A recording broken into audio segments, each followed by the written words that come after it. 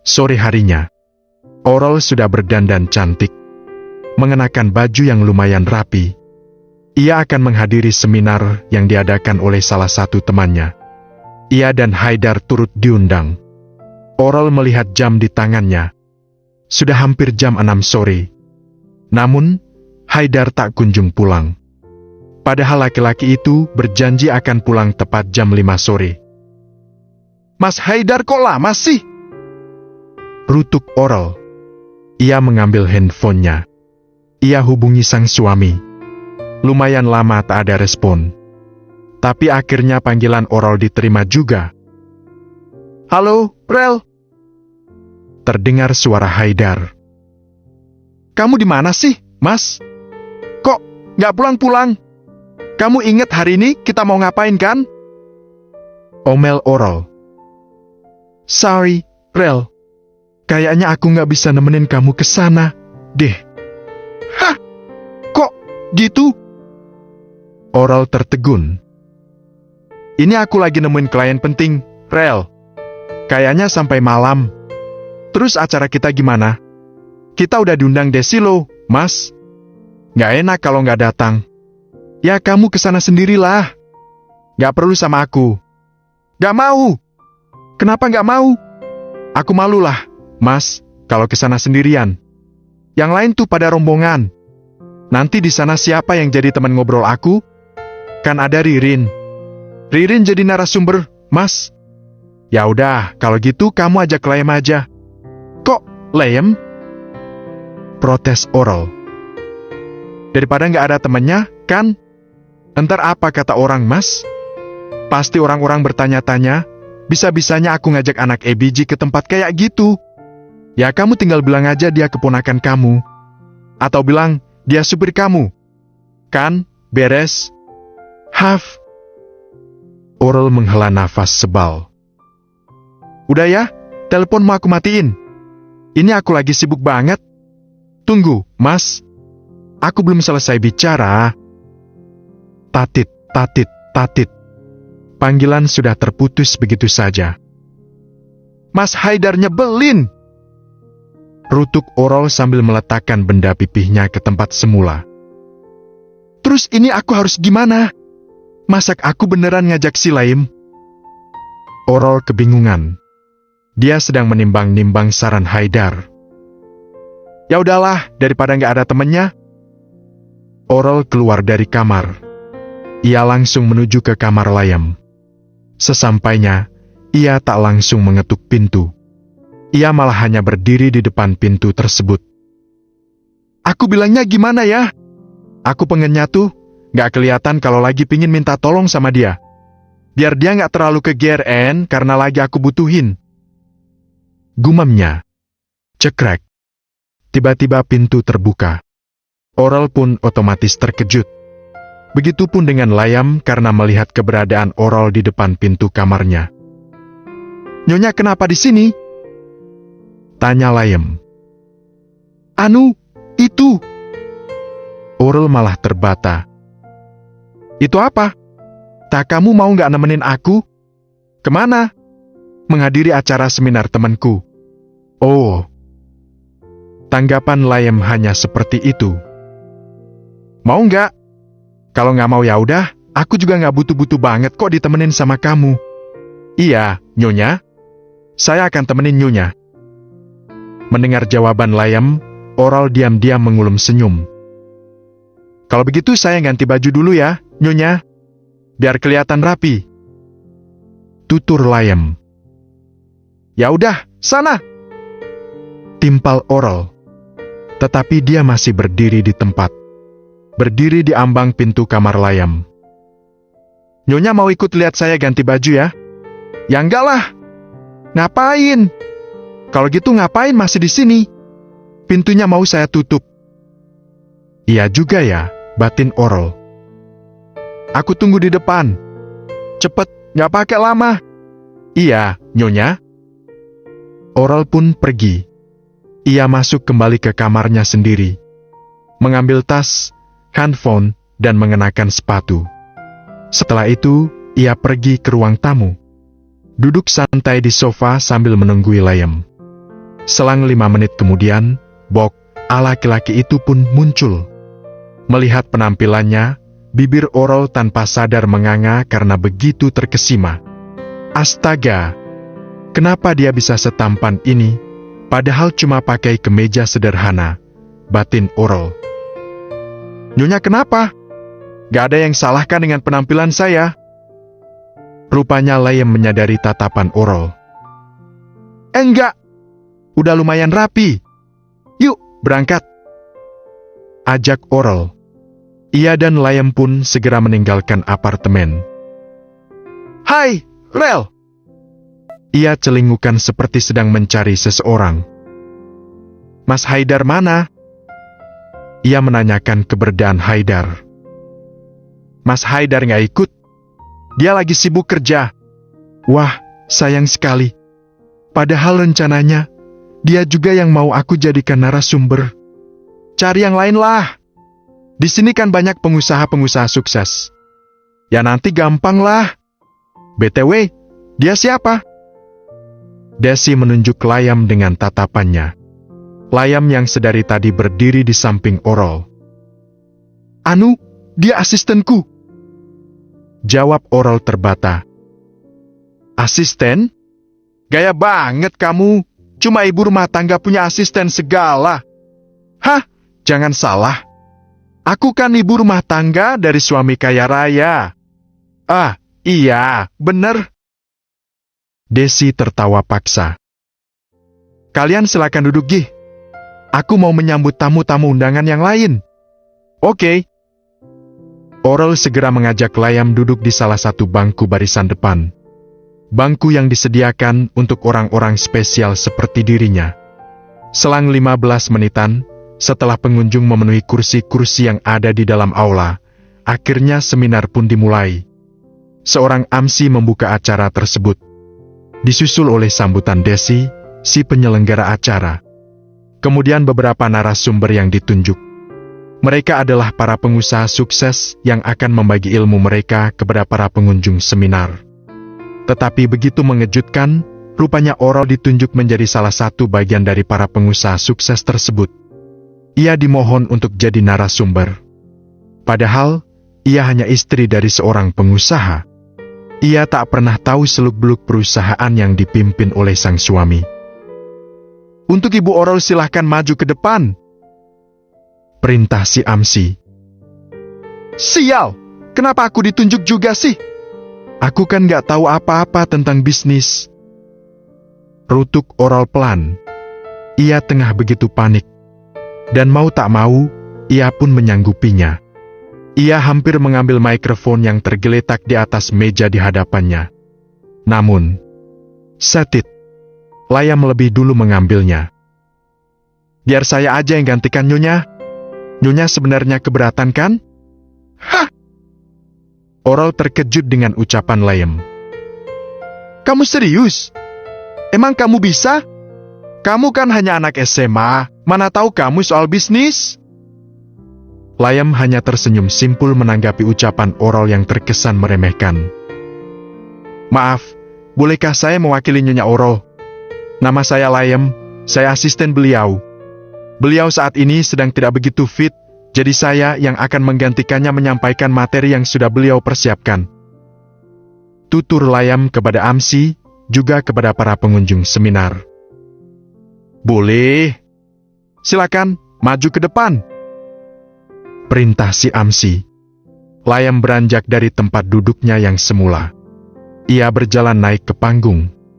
Lalu berdiri di belakang mimbar yang dipersiapkan.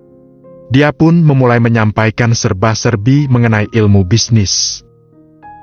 Dalam era digital ini, kunci sukses bisnis bukan hanya tentang produk atau jasa yang ditawarkan, tapi juga bagaimana kita memanfaatkan teknologi untuk meningkatkan efisiensi, memahami kebutuhan pelanggan, dan menciptakan pengalaman yang tak terlupakan. Mari kita jadikan tantangan menjadi peluang untuk terus berinovasi dan berkembang. Dan untuk Layam terus berbicara di depan para pengunjung seminar. Dan semuanya mendengarkannya, termasuk Oral. Bahkan Oral tengah tertegun dengan kemampuan Layem.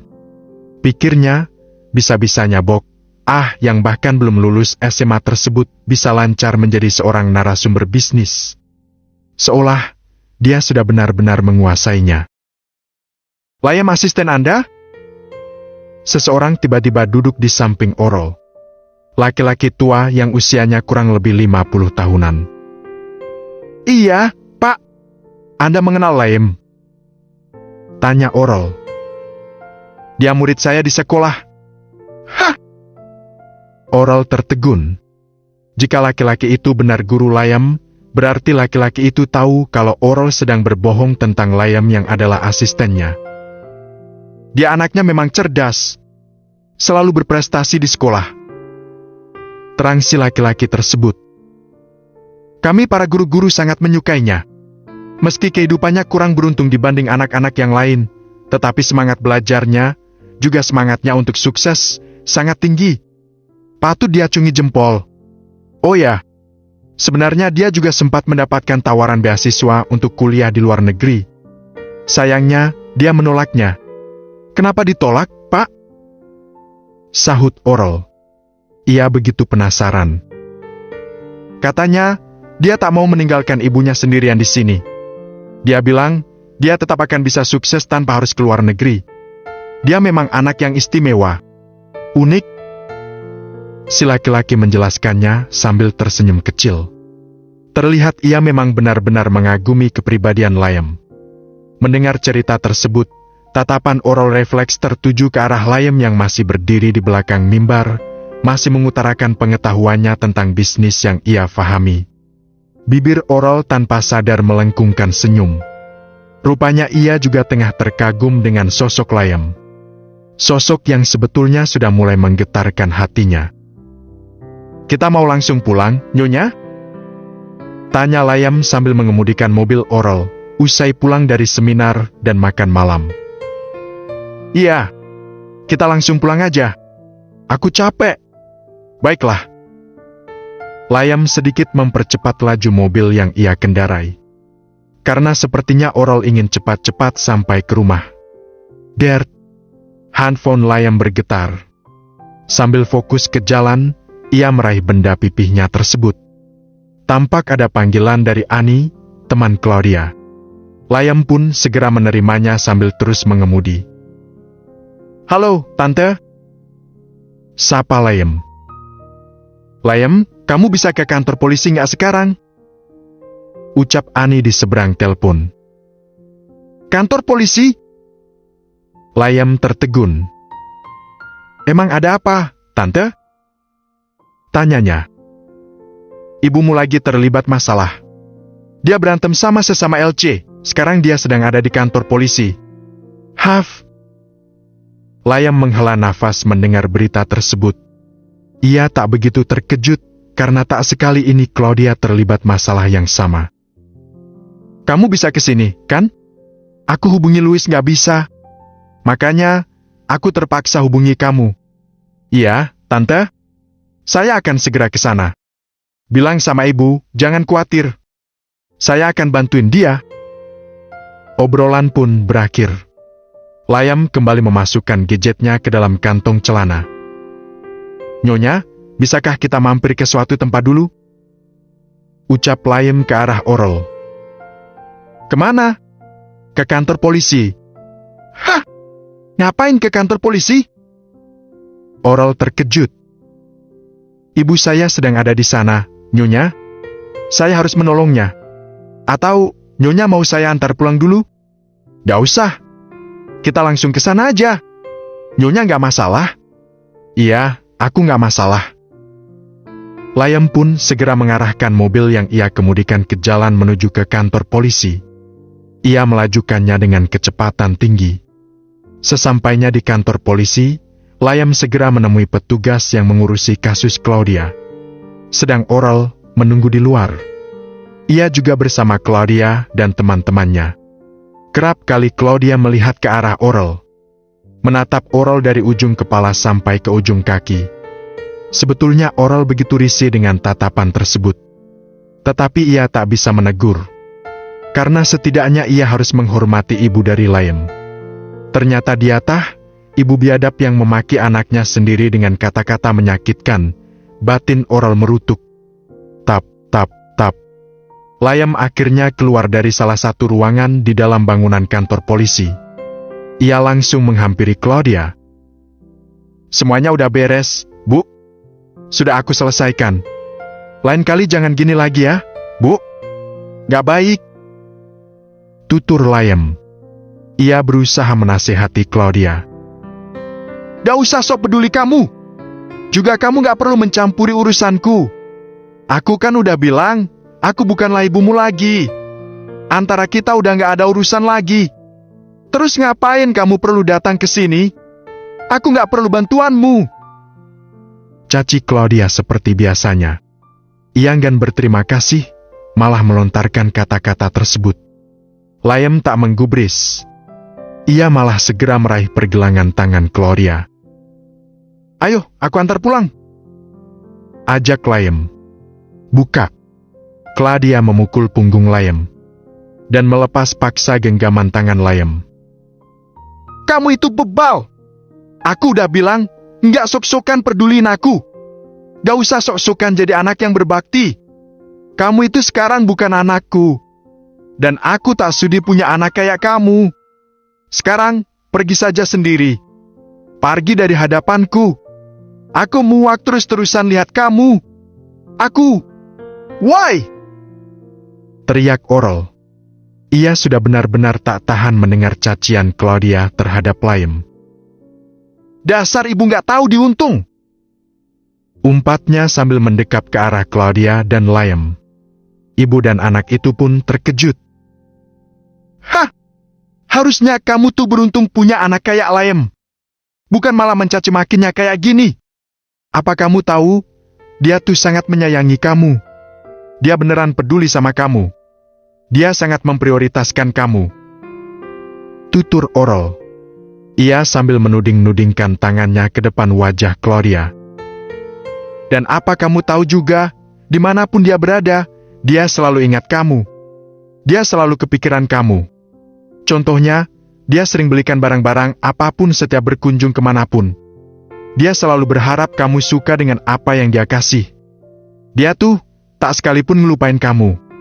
Dan bahkan, yang perlu kamu tahu juga, dia bela-belain menolak untuk kuliah di luar negeri karena nggak mau ninggalin kamu jauh-jauh. Dia menolak peluang bagus itu hanya demi kamu. Dengar tuh! Tapi kamu nggak pernah menghargainya. Emang kurang apa dia di mata kamu? Hah! Kamu malah menyia-nyiakan anak yang berbakti seperti dia. Ingat ucapanku, suatu hari pasti kamu akan menyesal karena sudah memperlakukan dia seperti ini. Ayo, Layam. Kita pergi saja dari sini. Gak usah peduliin lagi ibu macam dia. Oral meraih pergelangan tangan Layam. Dengan paksa ia membawa Layam pergi dari hadapan Claudia. Layam mengemudikan mobil Oral meninggalkan kantor kepolisian. Ia patuh begitu saja dengan ajakan Oral pergi dari hadapan Claudia. Kini untuk sesaat Layam dan Oral saling terdiam. Layam fokus mengemudi, sedang Oral sedang meredam amarahnya yang baru saja. Layam.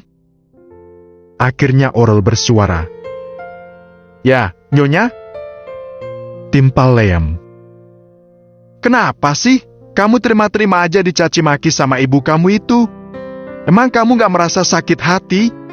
Kata-katanya dia tadi kejam loh. Gak seharusnya seorang ibu bilang kayak gitu sama anak sendiri. Kalau aku jadi kamu, aku pasti udah ninggalin dia. Gak sudi aku punya ibu kayak gitu. Layam terdiam menanggapi ucapan Oral. Hanya saja kedua matanya tampak berkaca-kaca. Hah! Kalau diajak ngomong tuh nyaut. Jangan diem aja. Oral geram dengan sikap diam Layam. Ibu saya sebenarnya nggak jahat kok, Nyonya. Layam akhirnya bersuara. Nggak jahat gimana? Jelas-jelas dia maki-maki kamu kayak gitu. Dia ngelakuin itu demi saya. Maksudnya, mungkin biar saya bisa membencinya. Hah! Oral tertegun. Ia makin kebingungan. Aku nggak ngerti ucapanmu. Ya, memang orang lain nggak akan ngerti, Nyonya. Yang ngerti cuma saya. Lirih Layem. "BTW, makasih ya, Nyonya," ucapnya. "Makasih untuk apa? Karena tadi Nyonya udah ngebelas saya. Emang kamu gak marah? Marah kenapa? Kan, aku udah maki-maki ibu kamu. Perbuatan Nyonya udah benar. Nyonya sama sekali gak salah." Oral mengulum senyum mendengar ucapan Layem. "Oh ya, tadi gimana caranya kamu nyelesain masalah ibu kamu sama polisi?" Oral berbicara mengenai hal yang lain. "Pakai uang jaminan, Nyonya. Emang kamu punya uang?" "Punyalah. Kan, saya dikasih Pak Haidar. Kemarin saya ditiap uang sama dia." "Hah? Buat apa?" Oral tertegun. "Katanya buat bonus." "Kok, dia nggak bilang-bilang sama aku ya? Apa dia sengaja ngerahasiain ini dari aku?" batin Oral. Ia sambil melirik ke arah Layem yang tengah menghadap ke jalan yang sedang dilalui mereka. Jangan-jangan bener, Mas Haidar naksir sama Layem. Kali aja kan saking gantengnya Layem, Mas Haidar malah lebih tertarik sama dia. Oral kembali menduga-duga. Astaga! Cukup. Aku nggak boleh berpikiran negatif tentang suamiku sendiri. Rutuk Oral sambil memukul-mukul jidatnya sendiri. "Nyonya kenapa?" Rupanya Layem memperhatikannya. "Hah!" Oral tertegun. Ia gelagapan. Enggak apa-apa. Jidatku gatel, makanya aku giniin." "Oh." Layem percaya begitu saja dengan kebohongan Oral. Usai dari kantor polisi, Claudia dan Ani duduk di teras rumah. Claudia terdiam, ia melamun. Pikirannya melayang jauh. "Kamu kenapa, Kla?" tanya Ani. Ia bisa mengerti raut wajah Claudia yang tak mengenakan. "Udah nggak usah dipikirin masalah pelanggan kita yang udah direbut si Nenci. Nanti bakalan banyak pelanggan-pelanggan yang mau sama kamu. Yakin, deh. Aku bukan lagi mikirin itu." Lirih Claudia. Ia tanpa melihat ke arah Ani. Pandangannya masih menerawang jauh. "Terus kamu mikirin apa, Layem?" Ani tertegun. "Kenapa dengan Layem?" tanyanya. "Aku baru tahu ternyata dia menolak beasiswa kuliah ke luar negeri hanya demi aku," terang Claudia. "Sial! Kenapa aku bisa memiliki anak sebodoh dia? Kenapa bisa-bisanya dia melewatkan kesempatan bagus itu? Malah memilih tetap tinggal di sini. Memilih untuk tak meninggalkan ibu kejam seperti aku ini." Claudia sangat menyesali keputusan Layem. "Karena dia sangat menyayangimu." "Kenapa? Kenapa dia tetap menyayangiku? Bukankah selama ini aku bukan ibu yang baik? Aku tak pernah memperlakukannya layaknya seorang putra. Aku selalu kejam. Aku selalu memakinya. Aku selalu memperlakukannya tak adil. Aku selalu semena-mena padanya. Tapi kenapa dia tak pernah bisa membenciku? Kenapa dia tetap menganggapku seorang ibu? Karena dia tahu kamu sebenarnya sangat menyayanginya," sahut Ani. Dan kali ini Claudia tak bisa berkata-kata. Ia terdiam. Lalu tanpa terasa butiran bening menetes dari kedua matanya. Bram! Terdengar suara motor yang berderu. Sebuah motor sport yang berhenti di depan rumah Claudia. Awalnya Claudia dan Ani tak mengenali si pengendara motor tersebut. Tetapi begitu helm si pengendara dibuka, Claudia dan Ani pun terkejut. Rupanya Louis. "Louis, kamu bawa motor siapa?" tanya Ani. Dia dan Claudia begitu kebingungan. Karena selama ini Louis tak memiliki motor. Claudia tak sanggup membelikannya. Apalagi motor mahal seperti yang kini dibawa pulang oleh Louis. "Motorku lah," jawab Louis. Ekspresinya terkesan sombong. "Hah?" Ani semakin terkejut. "Kamu mencurinya?" tebak Claudia. "Ibu kok nuduh kayak gitu? Karena nggak mungkin kamu punya uang untuk membeli motor seperti itu. Terang Claudia. Aku dikasih. Siapa? Ibu nggak perlu tahu. Pokoknya seseorang. Kamu nggak habis melakukan kejahatan kan, Louis? Claudia begitu was-was dengan kelakuan Louis. Karena Bob, itu sangat berbanding terbalik dengan Liam. Kalau Liam anak yang berprestasi, sedang Louis ia termasuk berandalan di sekolah. Enggak, Bu. Percaya sama aku. Louis berusaha meyakinkan. Terus kamu tadi kemana? Tante hubungi nggak bisa? Sahut Annie. Bisalah, anak muda. Nongkronglah. Biar gaul. Jawab Louis. Kamu tahu nggak apa yang terjadi dengan ibumu tadi? Kenapa? Tadi ibumu sempat di kantor polisi. Hahaha. Louis malah tertawa. Ibu berantem lagi. Hahaha. Tambahnya. Hah, kamu nggak kasihan sama ibu kamu? Omel Annie.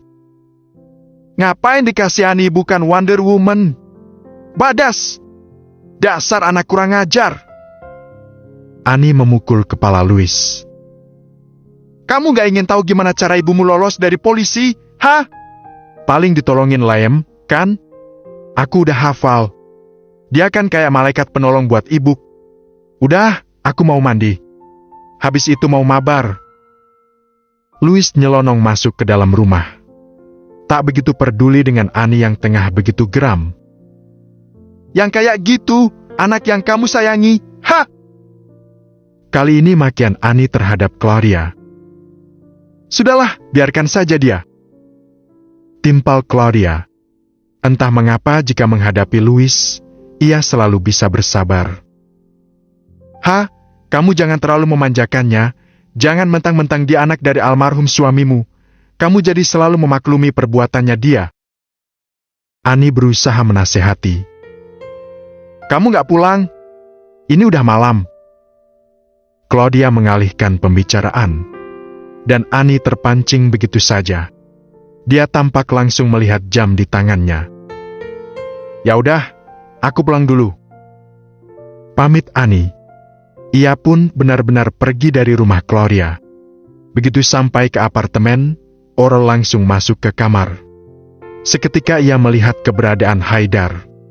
Laki-laki itu tengah duduk di atas tempat tidur sambil berkutat dengan laptop yang ada di pangkuannya. Kamu udah pulang, sayang? Sapa Haidar. Udah, Mas. Jawab Oral sambil menaruh tas yang semula ia bawa. Juga melepas sepatunya.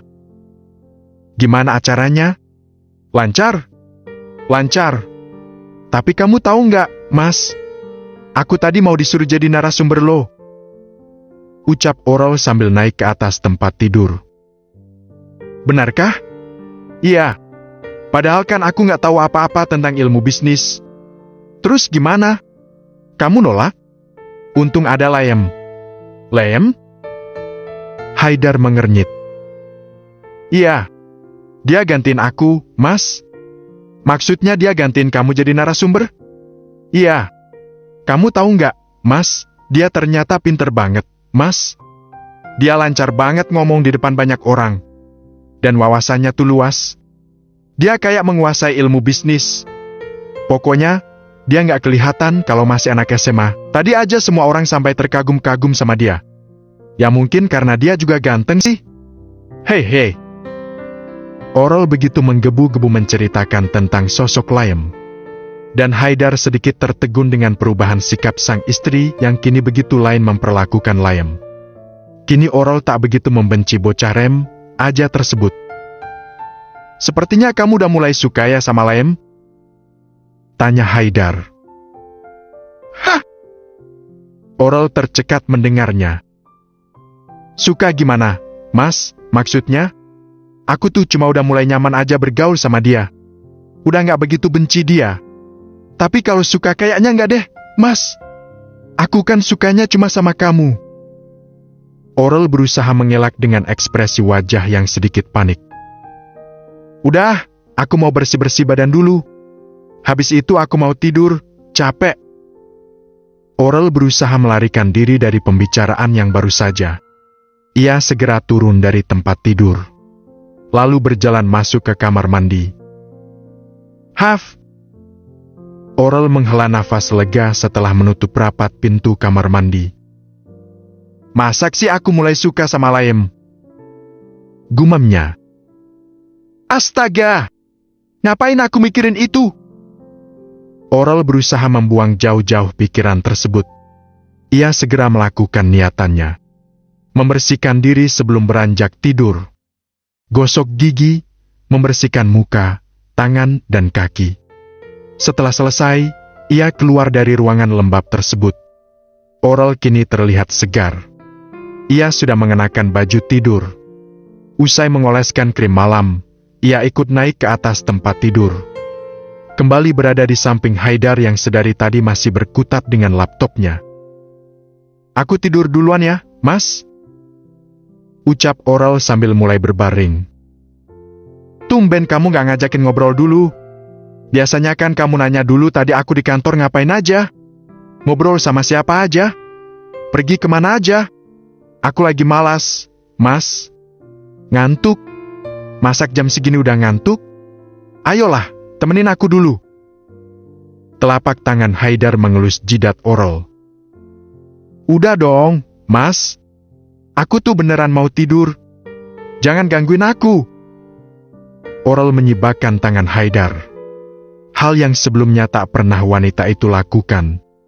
Haidar sedikit tercekat dengan perubahan sikap Oral.